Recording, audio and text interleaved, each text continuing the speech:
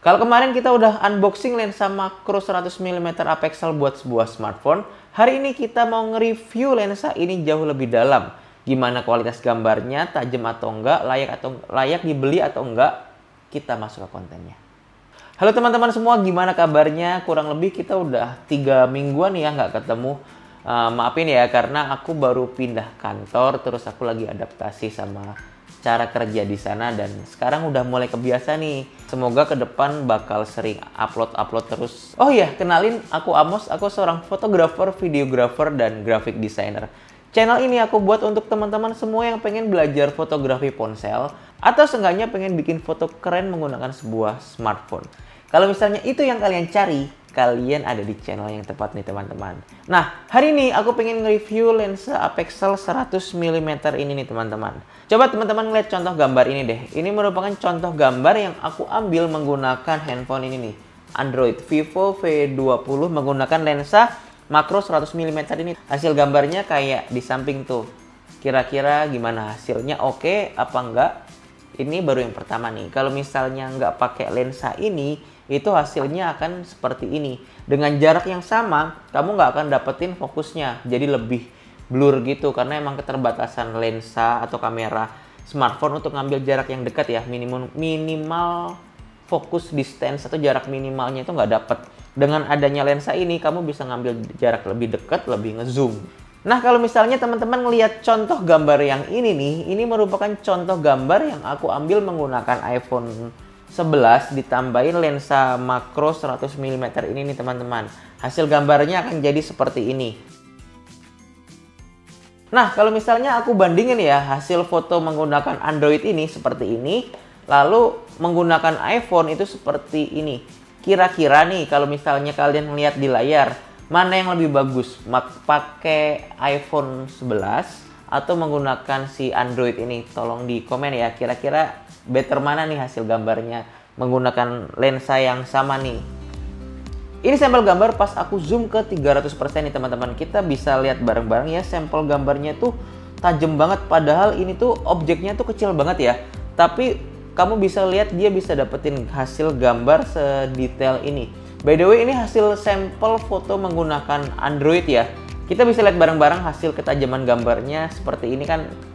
Wah, tajam banget ya. Oh iya, buat kamu yang pengen foto produk atau pengen foto detail kayak misalnya jam tangan atau koil atau benda-benda yang kecil, lensa ini tuh bagus banget, tajam banget buat ngasilin detail gambar seperti itu. Nih aku kasih lihat contoh gambarnya nih. Ini contoh gambar yang aku ambil menggunakan iPhone 11 itu hasilnya kayak begini nih, tajamnya tuh sampai nyilet-nyilet gitu loh, tajam banget. Selanjutnya, ini merupakan satu hal yang penting banget nih kalau misalnya kamu nge-review sebuah lensa, apalagi lensa buat smartphone ya. Apa itu? Warna. Kenapa? Di kamera DSLR aja atau kamera mirrorless aja itu karakter lensanya aja itu mempunyai warna yang berbeda-beda. Ada yang lebih ke kuning-kuningan, ada yang lebih ke biru-biruan gitu. Nah, lensa ini nanti bakal kita coba tes hasil warnanya seperti apa ya. Apakah dia lebih ke kuning-kuningan atau kebiruan atau dia netral nih. Maksudnya netral tuh apa yang kamu dapetin dari lensa ini itu sama kayak hasil dari kamu tanpa menggunakan lensa tambahan ini di smartphone kalian. Ini sampel foto kalau misalnya kita foto tanpa lensa makro nih. Dapatnya warnanya seperti ini. Terus ini merupakan sampel foto menggunakan lensa 100 mm nih, hasilnya akan jadi seperti ini. Nah, kalau misalnya aku sandingin nih, foto yang sebelah kiri, foto pertama ini merupakan sampel foto tanpa lensa makro, dan sebelah kanan ini sampel foto menggunakan lensa makro. Nah, kira-kira nih ada perbedaan warna nggak dari foto pertama dan foto yang kedua? Tulis di komentar ya guys, kita sharing bersama. Selanjutnya, tadi kita udah ngebahas sampel gambar, terus kita udah ngebahas ketajaman gambar, terus kita udah ngebahas warna. Selanjutnya, kita ngebahas distorsi dari lensa ini. Kalau misalnya kita ngeliat di websitenya Apexel, mereka tuh ngeklaim kalau lensa Apexel 100 mm makro ini tuh bebas dari distorsi. Atau bisa dibilang nggak punya distorsi gitu loh. Kalau misalnya itu bener-bener kejadian di lensa ini, berarti lensa ini tuh bagus banget nih teman-teman. Kenapa? Karena kalau misalnya lensa ini bener-bener nggak ada distorsinya, berarti lensa ini tuh nggak ada kayak efek ketarik-tarik gitu loh. Kayak beberapa waktu yang lalu kita udah ngebahas lensa makro, tapi menurut aku di lensa makro itu tuh ada sedikit distorsinya kayak ketarik-tarik kayak gitu. Kalau misalnya nggak percaya, coba deh lihat sampel fotonya di Apexel HD 5M. Cek di sini. Kalian bisa tinggal klik, itu sampel aku unboxing atau review ya. Aku review lensa Apexel HD 5 makro. Itu lensa makro yang cukup murah, sangat bagus hasilnya, tapi ya ada sedikit, menurut aku ada distorsi dikit gitu sih. Kalau nggak percaya kalian bisa ngeliat ke situ deh. Oke, kembali ke topik. Ini aku kasih sampel foto menggunakan lensa makro 100 mm dari Apexel ini ya teman-teman ya. Hasil fotonya tuh bakal jadi seperti ini. Kalian bisa lihat langsung. Nih, ini nih hasil foto menggunakan handphone Android ya. Kita ganti-gantian biar nggak iPhone terus atau nggak Android terus. Ini aku pakai handphone Android. Hasil fotonya kayak begini, kita bisa lihat bareng-bareng ya.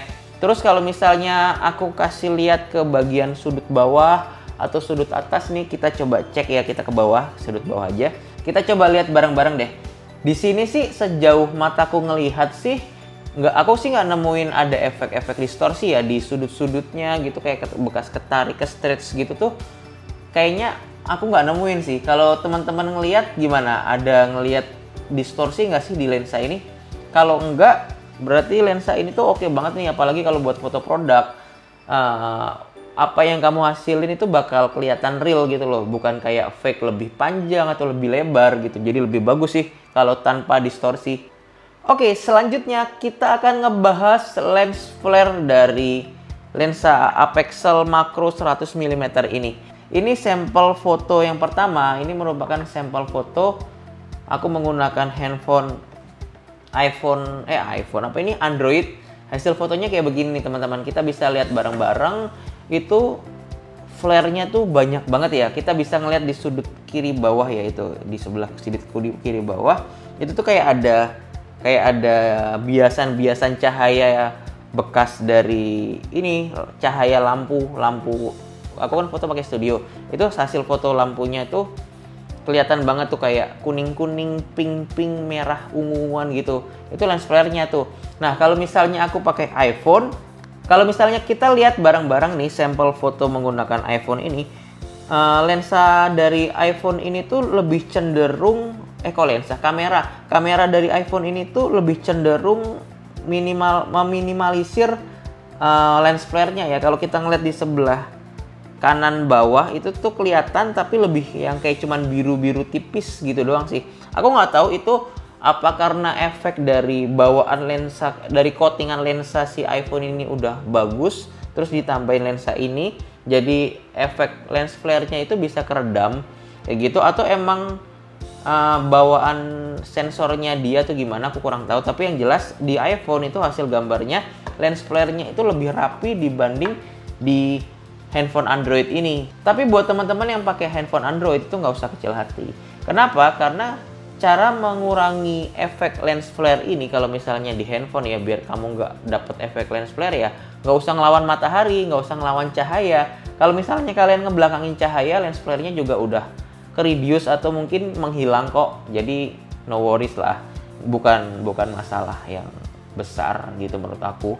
Nah, selanjutnya kita mau ngebahas sampel fotonya biar teman-teman bisa ngelihat langsung kira-kira gimana hasil gambarnya, terus gimana contoh flare-nya. Ini aku kasih lihat sampel live fotonya aja kali ya.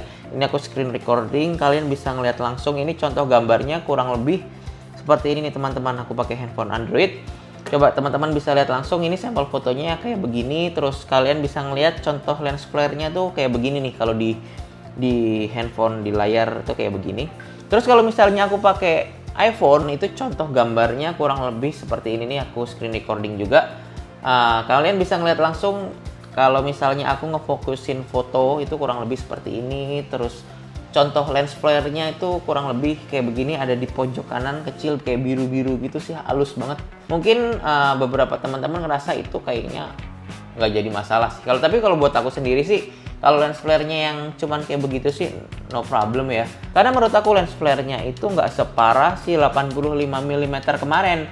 Kalau misalnya teman-teman belum nonton nih 85 mm buat smartphone, bisa lihat di sebelah sini. Kita tadi udah ngebahas detail-detail dari lensa apexel makro 100 mm ini. Sekarang kita ngebahas satu hal lagi yang menurut aku menjadi sebuah kekurangan dari lensa ini. Apa itu? Beda dari lensa 100 mm buat kamera DSLR atau kamera mirrorless, lensa 100 mm makro ini itu mempunyai kelemahan, dia nggak bisa ngambil foto dengan jarak yang jauh gitu. Jadi dia tuh cuman jaraknya tuh deket banget gitu loh teman-teman. Dia cuman bisa sekitar 5 cm sampai 10 cm, kurang lebih tuh jaraknya segitu. Jadi jaraknya tuh deket banget. Kalau misalnya kamu mundur terus ngejauh dari objek lebih dari 5 sampai 10 cm, itu hasilnya tuh pasti bakal ngeblur nih. Contohnya aku kasih lihat ke kamu kayak gini nih. Kita lihat bareng-bareng ini, kalau misalnya aku mundur, itu kita bisa lihat bareng-bareng ya, hasilnya tuh makin ngeblur gitu. Terus kalau misalnya ini aku deketin lagi ke objek, hasil gambarnya itu makin lama makin deket, makin jelas, akhirnya ke fokus gitu. Jadi jarak dia itu cuma bisa di 5 cm sampai 10 cm. Beda sama lensa 85 mm yang kemarin kita bahas juga. Itu merupakan sebuah lensa portrait, bukan lensa makro. Jadi kalau misalnya kamu pakai lensa itu buat foto jarak dekat ya, hasilnya out of focus juga. Jadi lebih tepatnya itu sih beda fungsi ya antara lensa portrait 85 mm dengan lensa makro 100 mm ini. Ini nggak bisa buat foto jarak jauh ya. Jadi sekali lagi aku kasih tahu, ini lensa nggak bisa buat foto jarak jauh. Jadi kalau misalnya kamu beli lensa ini buat foto jarak jauh, kalian salah. Ini bakal ngeblur semua gitu. Itu merupakan sebuah kelemahan yang menurut aku sangat disayangkan sih. Tapi ya aku bisa maklumin, ini barang harganya cuma 200.000, terus kamu mau minta ada bisa ngatur adjust lensanya biar bisa jarak jauh, kayaknya sih nggak mungkin sih.